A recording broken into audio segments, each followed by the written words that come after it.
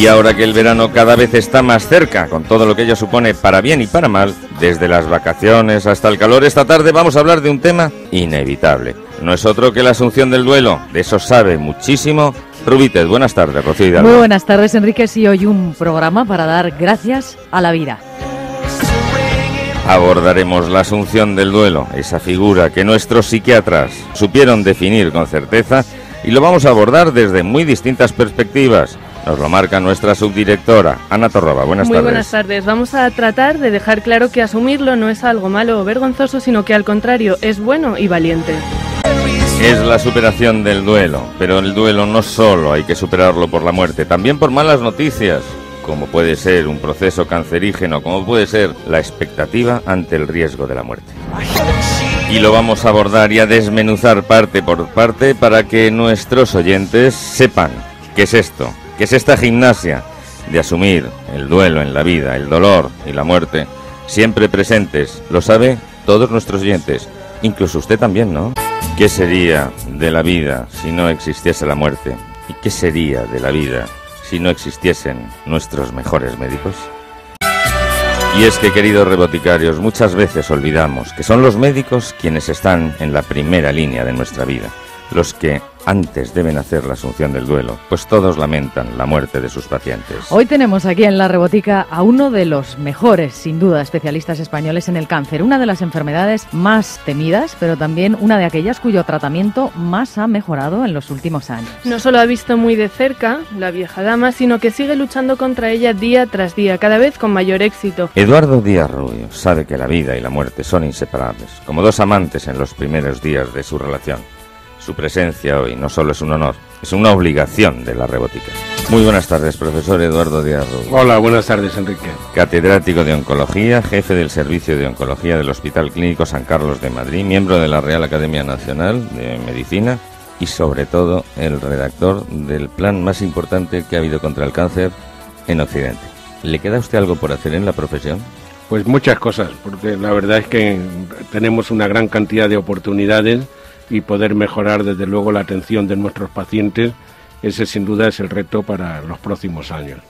¿Sabe usted que yo creo que aparte de que tenemos el mejor sistema para formar a los médicos, también es una garantía que tengamos legacías médicas? Usted desde pequeñito vivió la medicina en casa, ¿no? Yo he tenido esa suerte. Yo tuve la universidad en casa, mi padre era catedrático de la universidad en una época además en donde realmente la cultura médica se vivía pues prácticamente en la casa de los grandes médicos, ¿no? Y en mi casa todas las tardes, por ejemplo, pues había una tertulia donde venían los alumnos, venían también los ayudantes, así que desde muy pequeñito realmente tuve esa gran fortuna, esa gran suerte. Me dicen que tiene usted fama de no transar con cosas con las que no está de acuerdo. Por ejemplo, no consiente que le limiten el tiempo de tratamiento a un paciente y no consiente que se lo impongan a su servicio. Usted dice que al paciente se le atenderá con el tiempo que requiera el paciente, nunca con un reloj. ¿Eso es coraje, dignidad médica, ausencia de servilismo? Yo creo que eso es el trato que realmente debemos dar al paciente, es la relación que el paciente espera del médico y el médico, por otro lado, solamente va a hacer una buena medicina si es capaz de escuchar al paciente, si no tiene una limitación en el tiempo. Y eso yo creo que es uno de los grandes objetivos. Eduardo Díaz Rubio, me imagino que no hay día o no hay mes que tenga usted que decir tu familiar va a morir. Eso hay que decirlo teniendo presente que la enfermedad de cáncer es una enfermedad, afortunadamente curamos más del 60%. Esto quizás es el matiz que deberíamos comenzar diciendo. Pero en cualquier caso, cuando hay que ir dando malas noticias, son malas noticias que se van preparando en el tiempo.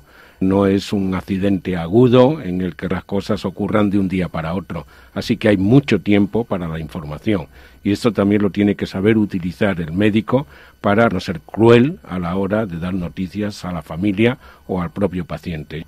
Marcar en cada una de las consultas el objetivo y tener consultas repetidas para poder llegar a tener una información que sea soportable, pero que al mismo tiempo sea asertiva y que realmente sea la información que el paciente merece. Usted se caracteriza por investigar, también se dedica a la asistencia, dirige equipos, hace estrategias sanitarias y es uno de los responsables de que una enfermedad mortal se pudiese convertir en una enfermedad cronificada.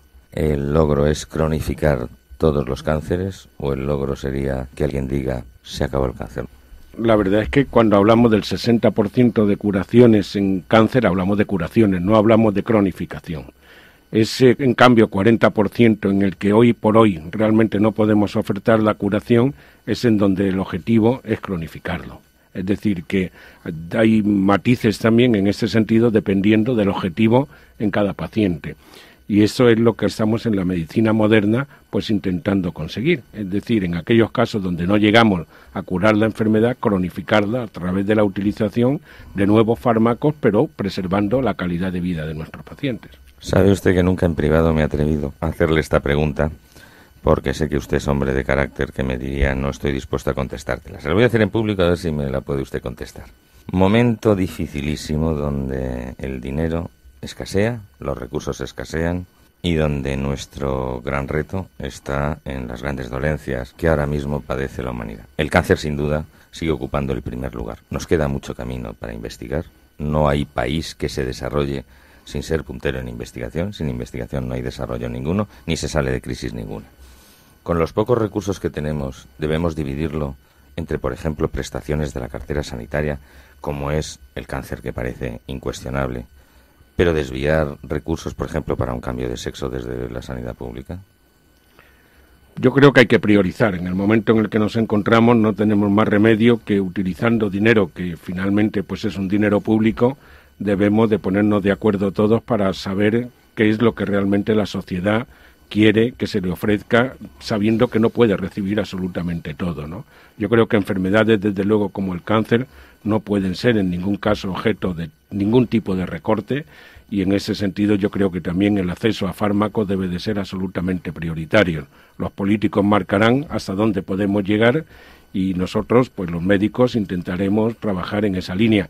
Indudablemente habrá que priorizar y habrá cosas que se puedan pagar y otras que quizás no. Profesor Díaz Rubio, estamos hablando de una enfermedad, el cáncer, que en muchos casos desemboca en un fallecimiento que no es repentino, pero enlazándolo con el duelo, el que sea esperado, ¿eso se va a traducir en que sea mejor asumido o que el duelo vaya a ser más sencillo? Pues indudablemente, yo creo que cuando existe la máxima información no cabe duda que todo el mundo se encuentra preparado, ¿no?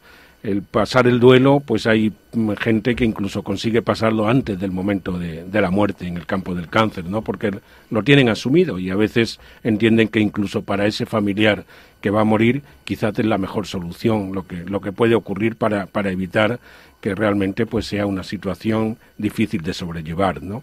Pero indudablemente necesitamos el tener el concurso de especialistas, fundamentalmente del campo de la psicología, del campo de la psiquiatría, que nos ayuden para poder enfocar esta situación. Yo creo que indudablemente necesaria de afrontar todos, vamos a pasar por ella, algún familiar también se nos va a quedar en el camino y tenemos que estar preparados. Es habitual que prácticas que ustedes hacen, especialmente en la oncología infantil, que los oncólogos estén trabajando junto a los psiquiatras a la hora de ayudar a los pacientes, porque hay un momento en los tratamientos donde la gente quiere tirar la toalla. Sí, yo creo que esto es fundamental, la medicina multidisciplinaria, que por otro lado es la que ofrece mayor cantidad de garantías para los pacientes de que se está recibiendo el mejor tratamiento posible. Yo creo que es absolutamente crítica y en ese empeño estamos en los hospitales, ¿no? Desgraciadamente, pues la falta de recursos en muchas ocasiones hace que el médico tenga que incluso pues hacer labores para las cuales no está preparado y habiendo otros especialistas que puede realmente realizarla de manera más idónea, ¿no? Por tanto, yo apuesto porque realmente se incorporen en nuestros servicios personas del mundo de la psicología y, en su caso, cuando sea necesario, también del mundo de la psiquiatría para conformar esta acción multidisciplinaria e integral, porque no solamente tenemos que tratar al tumor, tenemos que tratar a la persona y tenemos que tratar a la familia. Doctor Díaz Rubio, hemos hablado de los que se quedan, pero ¿cómo afrontan las personas que van a marchar, las que hay que decirles que van a fallecer? Bueno, es bastante complejo, ¿no? Es un tema para el cual, pues a lo mejor cada persona tiene una manera de hacerlo, ¿no? Con esa información progresiva, con esa preparación también progresiva, con el conocimiento con detalle de todas las posibilidades y que hoy en día, además, pues la mayoría de las personas van a fallecer sin tener sufrimiento de ningún tipo. Yo creo que con ese apoyo, indudablemente, pues están mejor preparadas, ¿no? La muerte al final es como la vida. No todo el mundo nace igual, no todo el mundo vive igual y no todo el mundo afronta lo positivo e incluso lo negativo de la misma manera, ¿no? Por lo tanto, no hay un modelo único, hay muchísimas maneras de morir y hay muchísimas maneras también de vivir. Profesor Díaz Rubio, hasta hace poco la gente se marchaba al extranjero a intentar curarse su cáncer, porque había clínicas privadas que no aseguraban, pero predecían que podía curarse.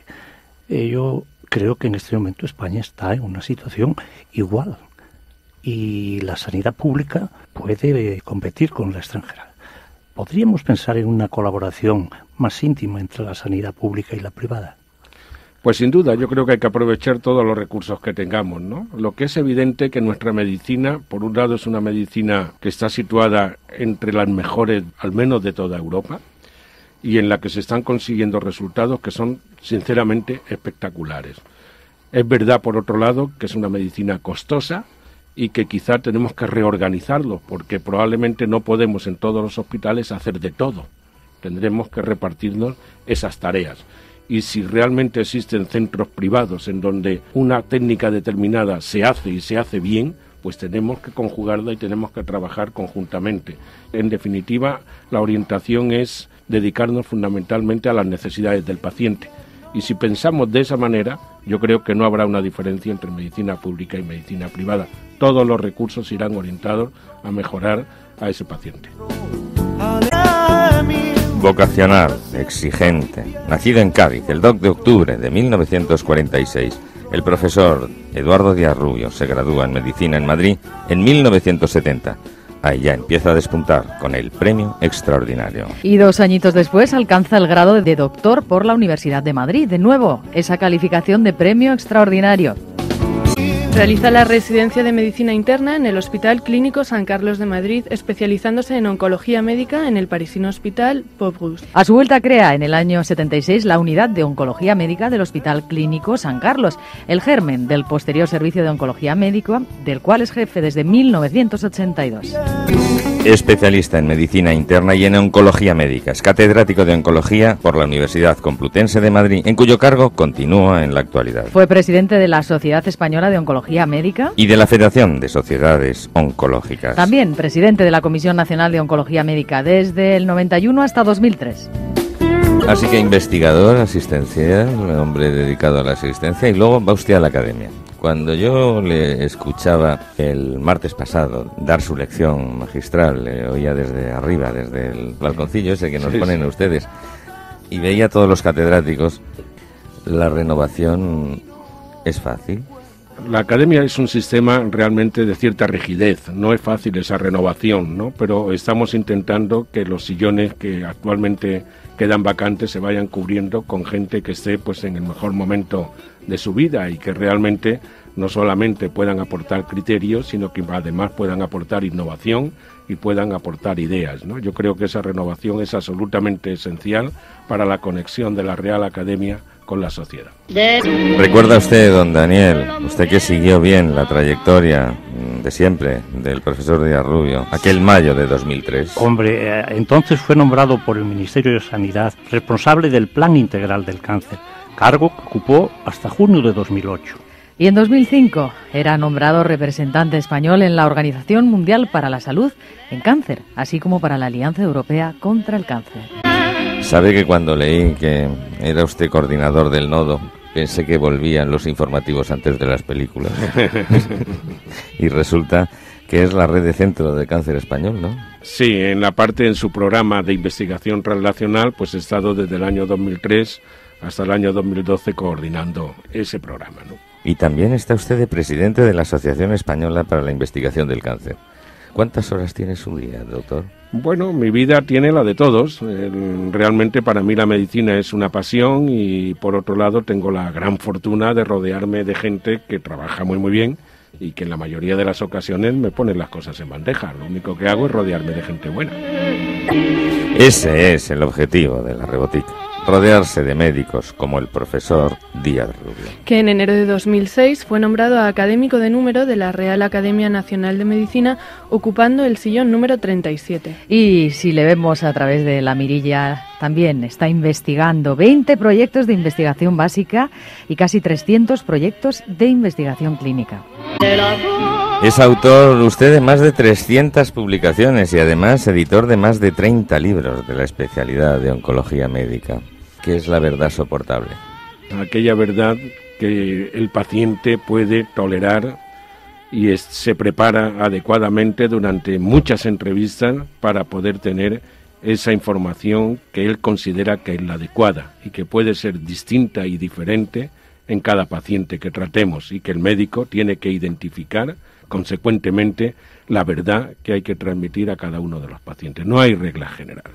Sabe que repasando yo el poema del mío Cid, me acordaba de ustedes, las gentes que han sacrificado y consagrado toda su vida a la investigación y a la asistencia. Dios, qué grandes médicos, si hubiera, gran señor. Gracias por haber estado con nosotros. Muchísimas gracias, ha sido un verdadero placer. Y con Rocío Hidalgo. Aquí estamos, muy inspirador lo del profesor Díaz Rubio. ¿Verdad que sí? Yo creo que Machado tenía mucha razón cuando decía que a la muerte no hay que temerla, porque cuando nosotros somos, ella no es. Claro. Y cuando ella es, nosotros no somos. Pues fin. Vamos a seguir hablando de un proceso natural e inevitable para todos, que es el duelo. Defíname usted el duelo, don Daniel, usted que lo está viviendo en primera persona. Bueno, el duelo es un sentimiento inevitable, pero que se puede racionalizar y sobre todo que se puede asumir si además tienes la suerte de tener fe. El duelo se despliega a lo largo del tiempo. Supone comprender y aceptar una circunstancia vital que en una sociedad de consumo que ha rechazado la existencia de la muerte y que por lo tanto no es consciente de la imperfección y la debilidad de la propia especie, se ve como ajena a ella. Sin duda es muy importante el modo en que cada persona afronta este recorrido, dado que para asumir la ausencia y reorganizar la vida sin el ser querido va a ser preciso llevar a cabo un esfuerzo más que notable. No en vano la palabra duelo proviene del latín dolus, significa dolor, y de duelum, que quiere decir combate. Pero bueno, usted ha estudiado mucho, usted sabe hasta latín. Sí, yo latín y griego, aunque ahora no está muy de moda eso de saber griego. Latín y griego es lo que estudian en su nomenclatura, en la nomenclatura médica. El latín y el griego está permanentemente presente en su Está en la lenguaje. base. ¿O no es verdad? Doctor Lino Ventosinos, médico, periodista y abogado, reboticario en el Universo. Lino, tratamos un tema serio, pero inevitable y natural al mismo tiempo. Buenas tardes. Buenas tardes, Enrique. La asunción del duelo es una vivencia muy personal en la que, de antemano, poco se puede decir o predecir, pero en nuestra cultura de cristianismo mediterráneo convive no siempre pacíficamente con la exteriorización. Son dos elementos que siempre me han provocado intriga, sobre todo cuando los comparo con las culturas cristianas protestantes, en las que asunción y exteriorización van mucho más ligadas. Cierto que en las diferentes culturas se vive el duelo de una forma distinta, pero ¿qué diferencias encuentras tú entre una y otra? Siendo gallego y teniendo Galicia unas ciertas peculiaridades y un cierto culto en torno a la muerte, las diferencias son notables. Y allí probablemente la exteriorización del duelo toma protagonismo muchas veces frente a la asunción. Todos somos conscientes del dolor que provoca la pérdida de un ser querido. Difícil de explicar si no se vive en primera persona, difícil de racionalizar, a pesar de que todos seamos conscientes de lo que significa la muerte. Pero algo que es tan personal cobra muchas veces un protagonismo exterior excesivo. No digo que no sea necesario exteriorizar los sentimientos, pero no quien más llora o más grita siente más dolor o acabará antes con él. Hay quien dirá que esa exteriorización ayuda a la asunción del duelo, pero no creo que siempre sea cierto. Hay culturas que, por tradición, teatralizan más, perdóname la expresión, esa pérdida que significa la muerte, pero no podemos decir de antemano que sientan un mayor duelo. De todos modos, esa manifestación exterior extrema no es exclusiva de Galicia o de España. La vemos en muchas otras culturas mediterráneas y no todas cristianas. Y sin embargo, probablemente es en otras latitudes donde para la asunción del duelo se ven más obligados a recurrir a profesionales. Entonces, ¿tú qué opinas, Lino? ¿Por qué te decantas? ¿Por recurrir a una ayuda profesional o por vivir el duelo quizá de una forma más íntima, en soledad, en primera persona? Bueno, el duelo se vive, pero cuando nuestra propia dinámica de vida se ve afectada por él, es importante acudir a quien puede ayudarnos. Son muchos los profesionales que están en condiciones de hacerlo, pero no sé, quizás también por cultura, aquí aún cuesta reconocer que se necesita ayuda. Estoy convencido de que un falso estigma impide a muchos buscarla, pero si buscamos ayuda cuando sentimos un dolor físico, ¿por qué no hacerlo cuando ese dolor es psicológico? Algo hemos cambiado, pero en muchos ámbitos algo tenemos que cambiar aún. Don Lino Ventosinos, nos ha dejado usted como siempre boquiabiertos, ¿o no, Rubítez? Nos hemos quedado boquiabiertos, ¿eh? Sí, bueno, tiene mucho mundo y siempre todas sus reflexiones cogen de aquí y de allá y nos lo vuelcan en la robótica y es interesante. Torroba, imponente, Lino. Nos ha recomendado lo que debemos hacer, acudir a especialistas. Don Daniel, usted que es farmacéutico. Yo creo que como buen gallego ha aplicado eso que nosotros llamamos sentidiño. Lino, gracias por el sentidiño y muy buenas tardes. Buenas tardes y hasta la semana que viene. Decía Julián Marías, el escritor que acababa de perder a su mujer, reflexiona en primera persona sobre conceptos como el silencio de Dios o la importancia del amor, tratando en todo momento, aunque sin caer en supercherías o respuestas facilonas. Racionalizar una pérdida le llevó a replantearse su propia existencia. Y es que estamos esta tarde en una rebotica que nos provoca emoción. Recordamos las lágrimas negras de más de 2 millones de españoles que cada año pierden a un ser querido. Pero también las lágrimas blancas de agradecimiento porque la muerte es una vida vivida y quizá este sea un enfoque paradójico acertado y necesario con toque argentino del autor Borges. En el momento de la pérdida, todos intentamos tocar el corazón de quien está sufriendo. Hay personas especializadas en el trato a las familias justo en esas primeras horas de duelo. Están perdidos, no saben lo que viene, no saben lo que tienen que hacer, solo tienen el dolor, la pena, y tú lo que haces es apoyarle, ponerle el brazo encima del hombro y echarle una mano. Se llama Roberto Sabater, tiene 36 años y lleva 3 trabajando en el tanatorio Parque San Isidro de Madrid. De su mano recorremos un edificio acristalado recostado sobre un silente parque.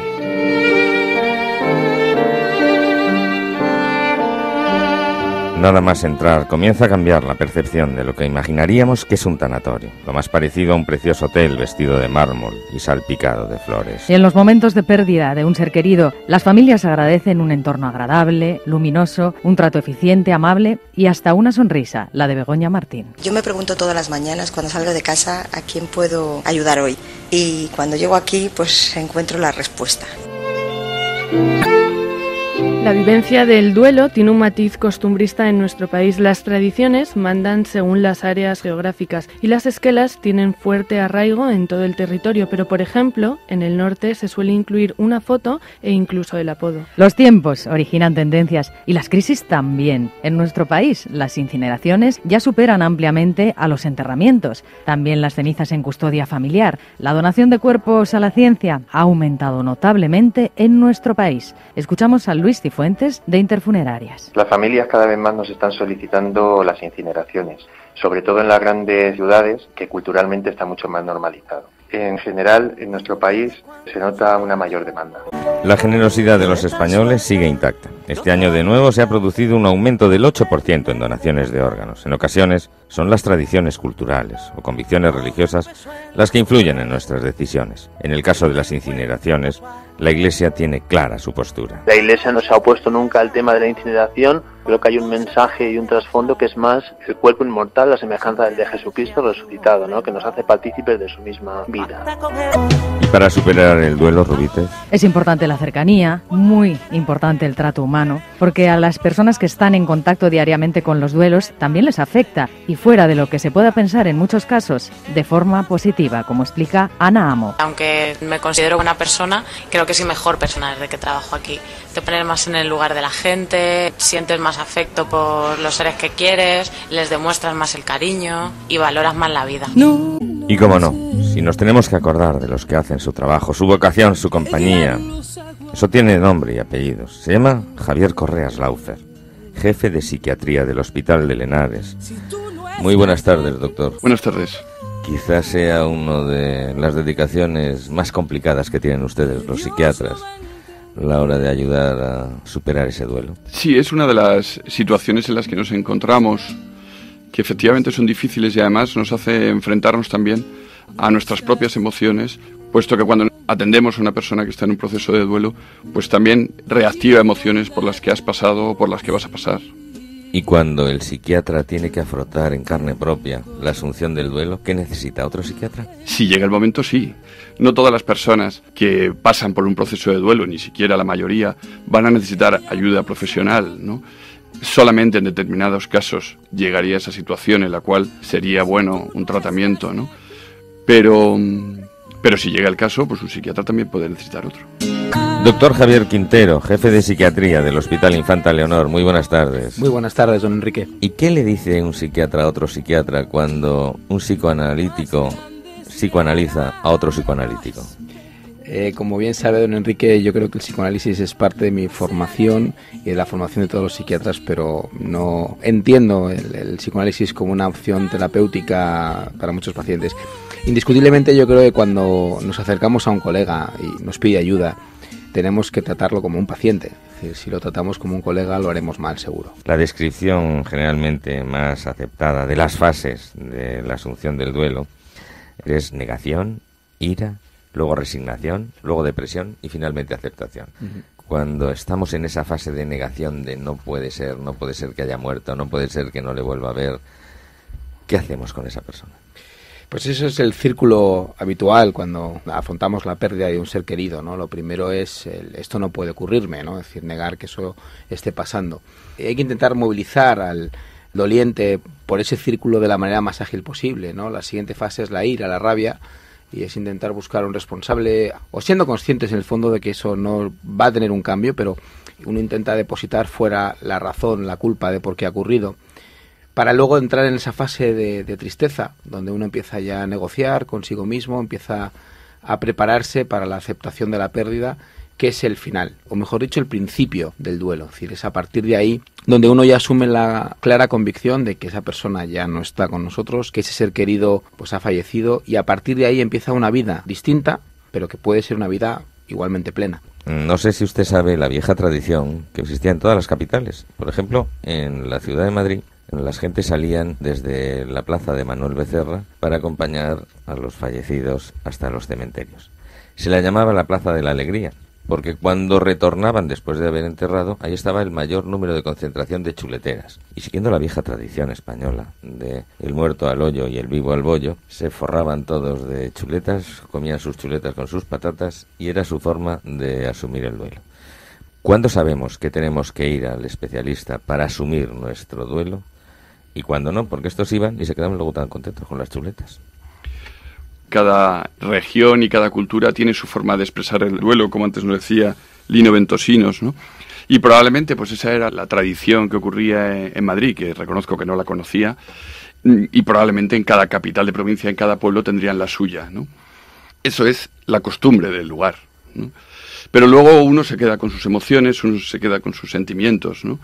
Y son un poco independientes. Sí que por supuesto que ese acompañamiento que todos hacían y ese estar con la familia es muy importante para sentirnos reconfortados y sentir también el reconocimiento hacia la persona que se ha ido, ¿no? Pero en relación a lo que comentabas, Enrique, en este proceso de duelo que ha descrito muy bien mi compañero el doctor Quintero, todo lo que va ligado a estas fases son emociones. Hablamos de la emoción de la negación, la emoción de la ira, la emoción de la tristeza y finalmente la aceptación. Todo ello son emociones. En principio las emociones ligadas al duelo son emociones normales, son emociones naturales y por tanto deben llevarse como procesos normales y naturales. Sin embargo, cuando las emociones son muy intensas, pueden llevar a la aparición de síntomas y síntomas que en ocasiones pueden ser incapacitantes. Por ejemplo, un insomnio pertinaz. Una paciente que está con una emoción que le lleva a un nivel elevado de angustia puede aparecer un insomnio. Bueno, pues a lo mejor si ese insomnio está interfiriendo en el funcionamiento de esa persona, pues a lo mejor sí que hay que tratar ese insomnio. Y podría ser un síntoma inicial. A partir de ahí pueden aparecer muchos, incluso la llegada de un auténtico cuadro depresivo que requeriría un tratamiento ya más completo. Doctor Javier Quintero, volvemos a esas primeras horas de desconcierto, de confusión y de vértigo, ¿no? Las primeras horas después de un fallecimiento que, decíamos culturalmente, pues cada uno las vive según su cultura. Los japoneses beben y brindan, otros cantan. Bueno, los que podemos estar cerca de alguien que está sufriendo muy intensamente ese duelo, ¿qué podemos hacer? Yo creo que además hay factores a tener en cuenta. No es lo mismo la asunción del duelo, como decía el profesor Díaz Rubio, de un proceso oncológico, de larga evolución, que nos permite una anticipación, una elaboración, con un tiempo suficiente, el organizarnos, el despedirnos, que la tragedia de un accidente de tráfico, de una llamada de teléfono en la noche, donde nos cuentan que súbitamente la vida de una persona ha sido segada de golpe, ¿no? La cuestión fundamental está en acompañar. Es decir, realmente si está sufriendo, si está bloqueado, si está llorando, permitirle que exprese esas emociones. El duelo es una cuestión temporal, que puede durar toda la vida. Ojo, cuando digo toda la vida, no implica los síntomas de tristeza mantenidos de manera crónica, pero el duelo termina o debe terminar en un recuerdo, debe terminar en un proceso melancólico, donde la persona que ya no está sigue en nuestro recuerdo, ¿no? Y eso es a donde tiene que evolucionar el duelo. Indiscutiblemente va a haber una primera vez a partir de la pérdida para todo. Habrá una primera Navidad, habrá un primer aniversario, habrá un primer cumpleaños, habrá un primero de todo, ¿no? Pero es que luego llegan años después, habrá la primera comunión del nieto o la primera boda de la nieta. Es decir, que al final en toda esa situación, indiscutiblemente, hay que tener en cuenta que esa persona que ya no está, se va a perder muchos acontecimientos vitales, y es en ese proceso de recuerdo donde debemos llevar y canalizar el proceso del duelo y la pérdida. Pero es partidario de abrazar, de besar. Yo soy partidario de querer, y querer mucho, y el contacto de las personas. Somos latinos, somos apasionados. Un buen abrazo en un momento de dolor intenso es probablemente los mejores calmantes. Es muy frecuente no ver niños, ni en entierros, ni en funerales, sobre todo niños chicos. No sería conveniente hacerles saber que la persona ha fallecido, que va a estar en nuestro corazón siempre, pero que no le vamos a ver, y que lo único que pasa es que la vida ha cambiado y ahora es una vida normal, pero sin aquella persona. Esa especie de temor de hablar a la muerte a los niños no conviene suprimirla. Yo creo que es un tema muy personal y muy individual. Tampoco dos niños no son iguales, y también depende. Cada niño llega en su proceso madurativo, llegaría un momento en el cual está capacitado para asumir esa situación. De todas formas, con los niños hablamos de la muerte desde muy pequeños. Ayer mismo yo en mi casa hablé de la muerte porque se murió el pez, y estuvimos hablando con los niños de la muerte, y ellos entendieron perfectamente lo que era. Y, doctor, por cierto, ¿lo enterraron, lo incineraron o se lo comieron? Pues mi mujer era partidaria de enterrarlo en el jardín, y yo me pareció una idea regular. Es cierto que tenemos que tener en cuenta que no todos los niños son iguales, pero el duelo y la pérdida está inherente en la educación de nuestros hijos. Si no, vamos a las películas de Disney, Bambi, El Rey León. Es decir, desde pequeñitos, sin darnos cuenta, el niño está conviviendo con la pérdida y lo va procesando. Es decir, tampoco tenemos que pensar que el niño siempre debe estar alejado, debe estar fuera. No, tenemos que analizar cada situación. Y cuando Blancanieves despierta con los enanitos porque ha mordido la manzana, ¿cómo le explicamos que eso ya no pasa en la vida real? Por eso he puesto el ejemplo de Bambi. Claro. Ana Torroba, ¿qué tenemos por ahí? Tenemos a Iñaki San Pedro, portavoz del paciente, escuchándonos y listo para contarnos lo que ha recogido de la calle, ¿no, Iñaki? Sí, buenas tardes a todos, ¿qué tal? ¿Qué tal, Iñaki? ¿Qué tal tiempo hace por Galicia? Bueno, pues ahora parece que empieza a mejorar la cosa. Iñaki, ¿conoces el caso de alguien? ¿Has podido recoger el testimonio de alguien que haya necesitado ayuda especializada? Hombre, al ser un tema así tan delicado, no he recogido testimonios como tal, pero sí que, como todo el mundo, pues, bueno, todos conocemos experiencias de gente cercana, y, bueno, a mí recientemente también me tocó pasar por esa experiencia. Yo estuve bastante arropado por mi mujer, y sí conozco bastantes casos que han tenido que recurrir al especialista, pero por la imposibilidad de afrontarse a la realidad, ¿no? No todos llevamos, como decían antes los doctores, no todos somos iguales, y no todos llevamos las cosas de la misma forma. Iñaki, sí. Hay una vieja tradición y cultura en algunas sociedades de no querer ni asumir la existencia de la muerte, ¿no? Sí, la verdad es que aquí en Galicia, en el norte, como antes también comentaba Lino, hay una cultura muy oscura respecto a la muerte, ¿no? Aquí siempre se evita hablar de la muerte. Y cruzarse con la Santa Compaña, ¿no? Y efectivamente todas las historias que hay de la Santa Compaña, de las meigas, todo, en Galicia todo eso tiene un halo bastante mágico, pero a la vez bastante temeroso, porque la gente es verdad que evita hablar. Incluso hay muchos de ellos que sí que han comprado panteones enteros y tienen perfectamente en el cementerio ya su sitio reservado. Don Iñaki San Pedro, portavoz del paciente reboticario, ¿conoce el caso de alguien que haya necesitado ayuda especializada y psiquiátrica? Pues sí, la verdad es que hay que romper el mito de que al psiquiatra solo van los locos, ¿no? Yo creo que en cualquier momento de la vida, incluso estando perfectamente cuerdos, se pasan por momentos difíciles y a veces requieren la ayuda de unos especialistas como los que tenemos hoy en el estudio. Y yo creo que, bueno, es un ejemplo, un mal símil, pero hay que ver al especialista, al psiquiatra, como si fuera un traumatólogo. Y cuando se necesita ayuda, hay que solicitarla. Iñaki, debemos alertar a nuestros oyentes de que también existen estafadores en este tema. Sí que hay veces que alguien quiere recurrir a un especialista y acaba yendo a una persona que intenta aprovecharse de esta situación, ¿no? Sí, pero para eso tenemos a nuestros magníficos doctores y médicos de familia, que son los que mejor nos van a encaminar hacia el psiquiatra o el psicólogo. Pero desde luego hay que desconfiar de las soluciones fáciles. Y bueno, y más aún si para ello hay que desembolsar dinero, porque ya sabemos que sin esfuerzo nada se consigue, así que soluciones fáciles mejor dejarlas a un lado. Mi querido portavoz del oyente reboticario, es usted un fenómeno. Yo no sé cuántas carreras tendrá usted de medicina, pero desde luego sentido común le echa un montón, ¿eh? De medicina poca, lo que pasa es que tuve la oportunidad de leer el primer premio de cuentos de la Rebotica hace ya unos años, que un amigo me dio. Ah, sí. Un libro magnífico, y recuerdo que leí y me quedó con una idea, ¿no? Sobre todo, que para recordar a nuestros seres queridos, lo que muchas veces se le dice a los niños de buscar una estrella, pues sí, hay que buscar una estrella y hay que acordarse de nuestros seres queridos cada vez que miremos al cielo, porque aunque sea un recurso también muy utilizado en el cine y en la literatura, yo creo que es una parte reconfortante que a todos nos ayuda siempre a saber que en el cielo o en la estrella nos está mirando ese ser que... Así que, doctor Quintero, una buena noticia. Aprovechar el buen tiempo, salir, disfrutar de la vida, que luego asumiremos mejor cuando lleguen las cosas difíciles, ¿no? La vida hay que disfrutarla cada día. Si uno se compra un vehículo y llegado el verano, extremar la atención y el cuidado en la carretera, por supuesto, para no tener que sufrir un duelo. Doctor Javier Correas, ¿cómo va a pasar usted con sus hijos después del luctuoso hecho de la desaparición del pez? ¿Cómo van a afrontar, por ejemplo, este sábado por la tarde con este buen tiempo y el domingo? Fundamentalmente pasarlo en familia y ya veremos a ver si hacemos algo de cine o alguna cosa así. Así que vamos a seguir asumiendo lo que nos toca, el duelo, de la mano de dos especialistas que nos acompañaban durante la primera hora y que continúan así, aunque antes algo que escuchar, ¿no? Sí, señor.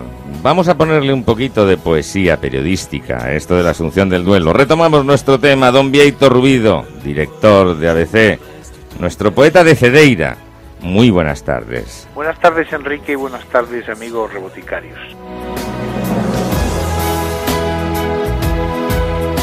Bieito, por cierto, enhorabuena. La portada de hoy, un ejemplo de titulación. Y hablamos, en el fondo, de la ausencia, algo que dice hoy bien ABC. Y de eso un poeta como usted, al que nada del humano le resulta ajeno, tiene que saber mucho, ¿no? Difícil la pérdida de un ser querido. Es cuando el corazón te cae al suelo y no sabes cómo recogerlo. Y además no encuentras la solución porque ya no volverá. Queda un hueco enorme, como dice la vieja canción, pero es que efectivamente tienes la sensación física de un auténtico agujero donde está el corazón. Hasta que el paso de los días, las mañanas claras, los atardeceres mansos, van lentamente actuando de bálsamo y el recuerdo de quien quisimos queda ya solo en la parte más bella y dulcificada de las aristas de la ausencia. Aunque el tiempo de recordar nunca termina, pero el recuerdo es ya sin dolor. Malo si perdemos el clavo clavado en el corazón que nos escribió Rosalía de Castro. Cicatriza, pero sigue ahí. Si perdemos ese clavo es que habremos perdido el recuerdo.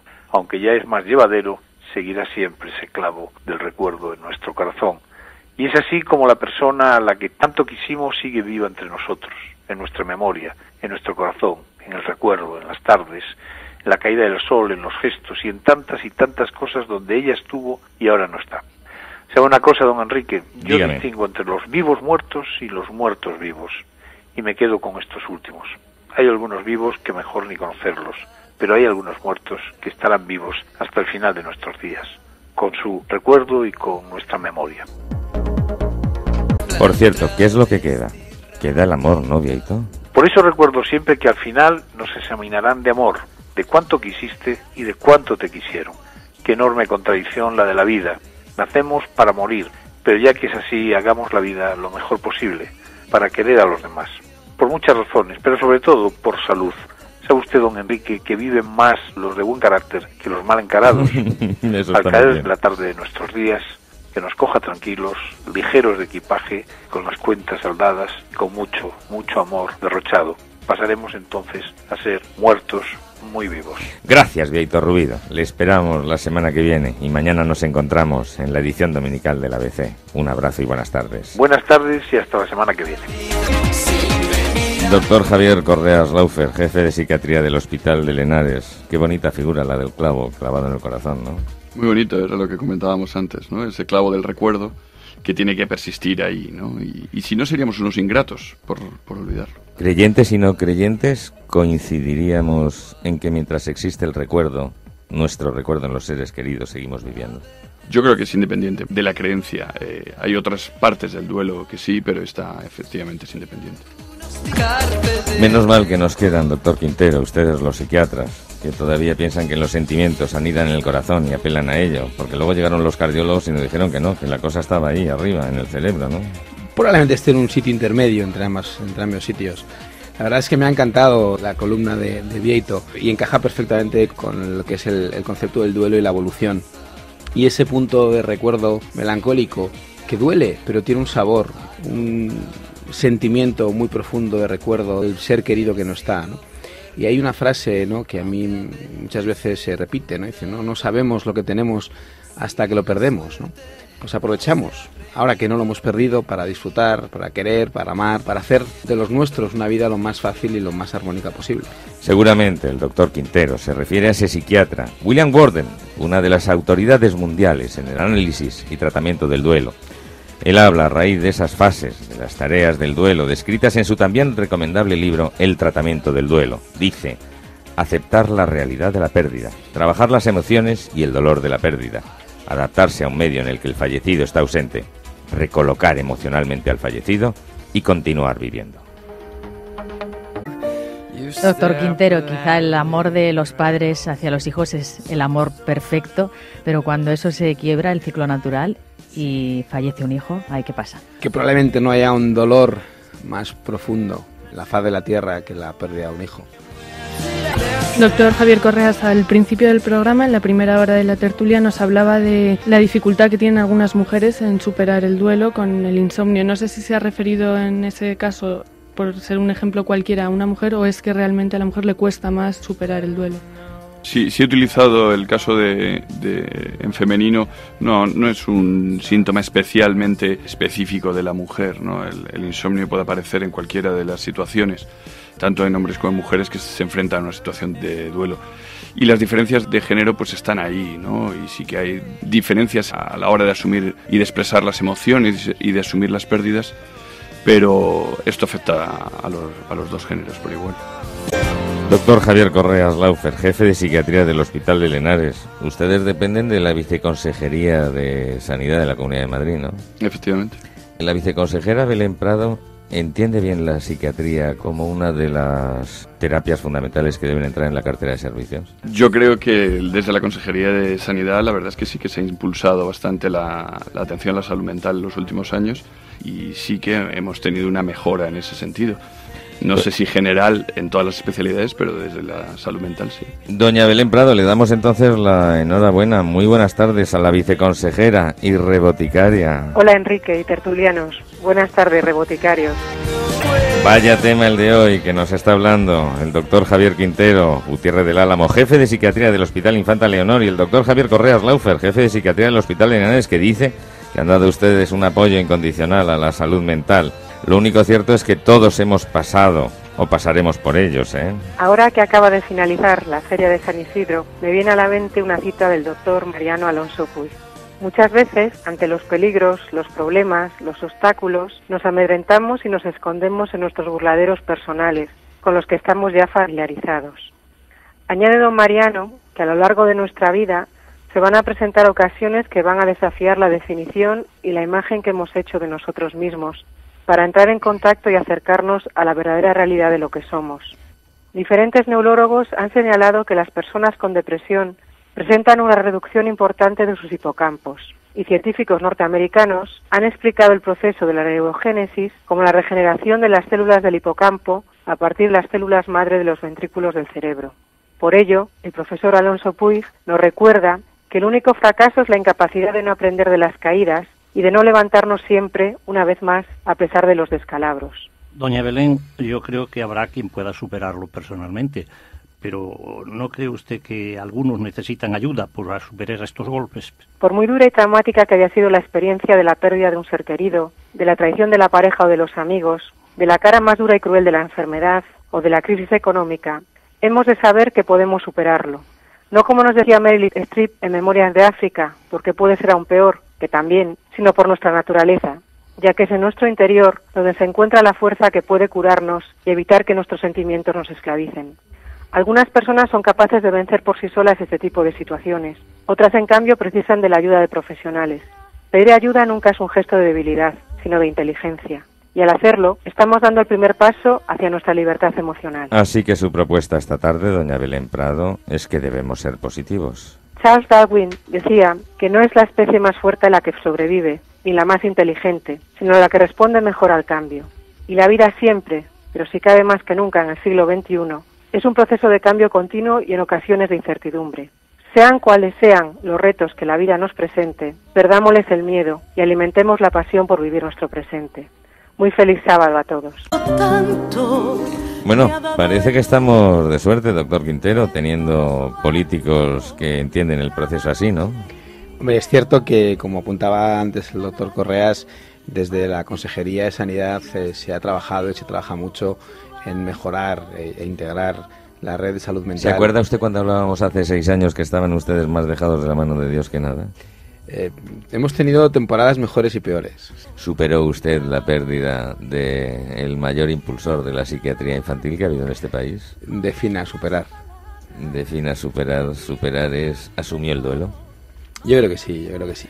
Le echo muchísimo de menos y que es algo que me va a acompañar toda la vida, no tengo duda, ¿no? Hace no mucho tiempo disfrutábamos de la primera comunión de uno de mis hijos y son esos días donde a las personas queridas claramente las echas mucho más de menos.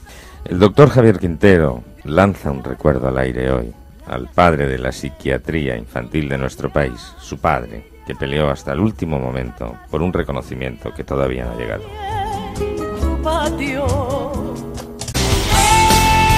Y con el doctor Javier Quintero Gutiérrez del Álamo, jefe de psiquiatría del Hospital Infanta Leonor, me he persuadido en el comentario del doctor Sabrido, gran reboticario y buen amigo de esta casa, que está frente a lo que está pasando en esa fase no tanto de negación, sino de ira, ¿no, doctor? Sí, hablamos al principio de lo que es la parte natural del afrontamiento del duelo y cómo debemos pasar primero una negación, que esto no ocurre, luego la fase de rabia, de culpabilizar fuera, para pasar a una siguiente fase de negociación, de empezar a contemplar que la situación es la que es y que tenemos que avanzar, la vida continúa sin el ser querido. Bueno, pues probablemente hay otras muchas pérdidas en la vida que también tenemos que negociar con nosotros mismos cómo podemos seguir luchando, seguir viviendo con la asunción de la pérdida. Le van a hacer a usted ministro de Sanidad como siga así, porque usted está abogando por la negociación y esa negociación de nuestros políticos sería fundamental para acabar con esta depresión que tenemos, ¿no? Dios me libre.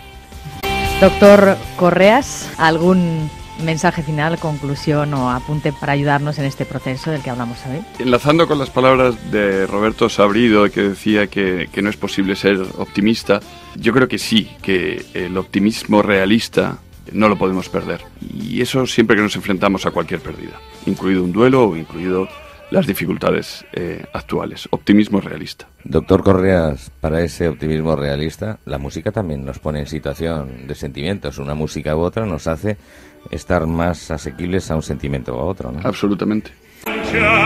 Doctor Javier Quintero, ¿esta música qué le sugiere a usted? Yo creo que la música es un gran estímulo para el alma. Yo creo que además la ópera es, sin duda, probablemente uno de los géneros con más fuerza. La historia que nos ha contado Javier Otero de La Traviata no deja de ser un momento de tener que asumir un duelo. La novia triste está cantando esto. ¿Esto es positivo que lo pongamos, por ejemplo, al volver a casa después de enterrar o incinerar a nuestros parientes? Sí, además es interesante, ¿no?, lo que comentaba don Javier, cómo cuando no le queda otro apoyo, pues recurre a pedir ayuda de sus creencias. Y esto lo vemos con mucha frecuencia. Ante la pérdida de otros apoyos, pues también nos refugiamos en eso. Doctor Javier Quintero, me decía un buen amigo que eso de la incineración es un doble duelo, porque está primero incinerar a nuestro ser querido Y después viene una segunda ceremonia, que no deja de ser un recordatorio más del duelo, que es expandir por ahí las cenizas, ¿no? Quizá el entierro resuelve en un solo acto todo este duelo, ¿no? Realmente el simbolismo del entierro, el simbolismo de incinerar, va vinculado a la pérdida, y realmente, hombre, el entierro también nos ubica a un sitio de visita y de recuerdo. También lo puede ser el hecho de esparcir las cenizas en un monte. Bueno, momento para las conclusiones, darles las gracias. Les hemos roto a ustedes el sábado por la tarde. Sábado por la tarde, pero nos han dado ustedes su conclusión, doctor Javier Correas. Bueno, lo comentaba un poco antes, ¿no? La pérdida no es el final, ¿no? Y hay que mantener Eso lo cantan los militares, la muerte no es el final. La muerte no es el final, efectivamente. Sí. Se canta. Ese es un himno que puede levantar la fuerza y la ayuda para afrontar el futuro después de haber visto caer a tus compañeros en combate. El otro día recordaban en un evento, recordaban una película de Black Hawk derribado, donde dos de los soldados que están ya en el helicóptero y saben que están dejando a un compañero abajo, piden a su superior bajar y morir con el compañero, ¿no? Finalmente mueren con el compañero, ¿no? Es un acto de generosidad, de no dejar que el compañero muriera solo, ¿no? Y yo creo que en ese sentido, pues estos himnos pues son himnos de solidaridad y son himnos de apoyo, ¿no? Pero yo creo que sí que transmite un buen mensaje, que la muerte no es el final.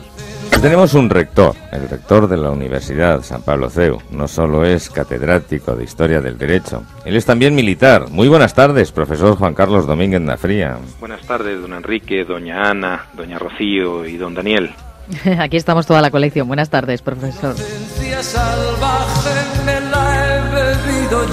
Bueno, desde el punto de vista doble del militar de estrellas de 8 puntas y el rector magnífico de la Universidad San Pablo CEU, ¿qué puede decirnos sobre el duelo? Pues primero les diré que considero que el duelo es el dolor del alma por la pérdida de un ser querido, y no creo que deba confundirse con el luto. El luto es algo más formal, más exterior, de color negro, mientras que el duelo es algo que se lleva mucho más adentro. El luto se viste, en tanto que el duelo se siente. El luto es por otro, el duelo es por nosotros mismos, por la soledad en que nos dejan y por lo inevitable de nuestra partida, que aunque parezca contradictorio, da sentido a la propia existencia. Doctor Quintero, ¿está usted de acuerdo con esa diferenciación? Me ha encantado, me parece de una precisión fantástica. Querido Juan Carlos Domínguez Nafría, rector magnífico, está usted hoy muy trascendente, está usted hoy que se sale, ¿eh? Tiene usted razón, pero el tema que tratamos hoy en la Rebotica no da para muchas alegrías, así que también añadiré que el duelo por el ser amado ha inspirado pasajes bellísimos de la literatura universal. Sin embargo, permítame que les lea hoy casi una primicia, que viene como anillo al dedo a este programa. Por favor, proceda, profesor. Pues bien, se trata de la carta que Henriette, la vida del jurista alemán Thibaut, escribe en 1840 a una amiga, describiéndole sus sentimientos más profundos tras la muerte de su marido. Se trata de un texto excepcional que ha traducido y recogido Antonio Pau en su último y magnífico libro Thibaut y las raíces clásicas del romanticismo. Les leo algunos párrafos de esta carta. Escribe Henriette: Dios nos concedió la gracia de que el hombre al que hemos amado de un modo tan inexpresable, después de una vida repleta de actos nobles, se quedara dulcemente dormido sin sospechar que se elevaba a una existencia más bella. ¿Qué momento fue aquel? Apenas respirábamos y la suavidad de su muerte nos dio un consuelo inefable, un profundo sentimiento de gratitud a Dios, nuestro Padre bueno y omnisciente del cielo, que hizo que aquel espíritu siempre fuerte y animado no sintiera los tormentos que trae consigo la debilidad de la vejez. Era un ser que yo sentía tan superior a mí en todo que apenas pude considerarle mío, y pensaba siempre que sería luego en el otro mundo cuando sería digna de él, porque mi alma se habría librado de las cadenas del cuerpo y entonces tendría un tamaño parecido al suyo. La firme esperanza en el reencuentro prometido está siendo para nosotros el consuelo en esta difícil separación. Desde hace muchos años me parecía imposible que yo pudiera sobrevivir a la separación de Thibaut, y en mi fantasía me imaginaba siempre que yo reposaba a su lado en el ataúd y que en su día nos alzaríamos juntos desde el polvo. Dios no lo ha querido así, y me da fuerza de un modo prodigioso para que les quede a los niños el consuelo de una madre que aún vive. Hasta aquí las palabras de esta mujer extraordinaria que Antonio Pau ha sacado hoy de la nebulosa de la historia. En efecto, querido profesor, palabras hermosas esta de una mujer extraordinaria, aunque ya sabe que tras un gran hombre siempre hay una mujer sorprendida. Ya lo creo, pero también qué maravilla y qué envidia. Qué maravilla y qué envidia saber escribir como Henriette, saber despertar estos sentimientos como lo hizo Thibaut con su vida. Y qué maravilla y qué envidia saber contarlo como lo hace Antonio Pau. Sin duda, y también que nos lo traiga usted de su propia voz. Muy buenas tardes, mi querido rector. Buenas tardes a todos. Último comentario a lo que ha escuchado usted de nuestro rector reboticario, doctor Quintero. Pues que me ha gustado mucho la diferencia entre el duelo y el luto. Es cierto que el duelo es propio, es personal y tiene que ver con la pérdida, pero tiene que ver con el sentimiento y no tiene que ver con la apariencia, ¿no? Se lleva por dentro. Doctor Javier Correas, y su comentario último después de haber escuchado al rector de la Universidad San Pablo CEU. El luto es un símbolo, ¿no? Y cada vez más en desuso, ¿no? Ya se limita prácticamente al evento, ¿no? Las emociones ligadas al duelo continuarán siempre y son consustanciales al sentimiento humano y nos acompañarán siempre mientras la humanidad persista. Pues nos quedamos con la compañía de la buena terapia que hoy nos han traído aquí, querido doctor Quintero, querido doctor Correas, y sin duda sabemos que tenemos dos grandes referencias en España: el Hospital de Lenares, donde está el doctor Javier Correas como jefe de psiquiatría, y el Hospital Infanta Leonor, hospital universitario, donde tenemos de jefe de psiquiatría al doctor Javier Quintero. Un abrazo y gracias a los dos por dedicarnos buena parte de su sábado por la tarde. Muchas gracias, don Enrique. Buenas tardes. Muchas gracias.